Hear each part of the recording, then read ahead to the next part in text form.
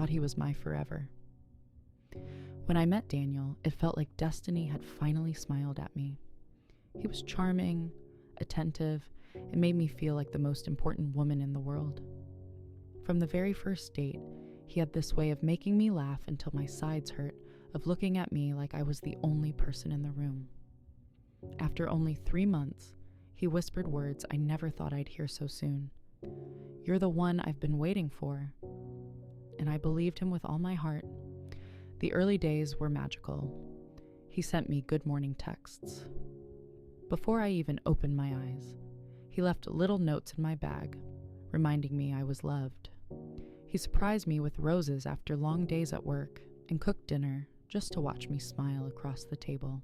He said forever, and I thought forever was real. My friends warned me. They said things were moving too fast, that love like this couldn't possibly be real.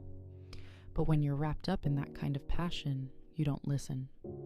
I defended him, telling them, when you know, you just know. And for a while, I truly thought I did. But slowly, things began to change. The good morning texts became less frequent. The surprise dinners stopped. The laughter we once shared started to fade into silence. He canceled dates with excuses about work. He left my calls unanswered. At first, I convinced myself he was just busy, stressed, tired. Love makes you blind to the signs that are right in front of you. Then came the night everything shattered. Daniel was in the shower, and I was tidying up when his phone buzzed on the table. The screen lit up, and I saw a name I didn't recognize. Sophie. My stomach twisted, and before I could stop myself, my eyes caught the message preview. Just 6 words. Last night was unforgettable. My heart froze. My hands shook. I felt the world collapse around me in an instant. When he came out of the bathroom, I could barely breathe. I held up his phone and whispered, "Who is Sophie?" My voice trembled, but inside I was already breaking. He went pale. His eyes darted away. And then, silence. That silence was louder than any confession. It told me everything I needed to know. Every promise, every whispered forever had been a lie. I left that night. I didn't pack a bag. I didn't look back. I walked out into the cold air with tears streaming down my face, my chest heavy with betrayal. For weeks I cried myself to sleep, replaying every moment in my mind. The flowers, the laughter, the promises. I asked myself over and over again, was it all fake? Did he ever really love me, or was I just a convenience until something better came along?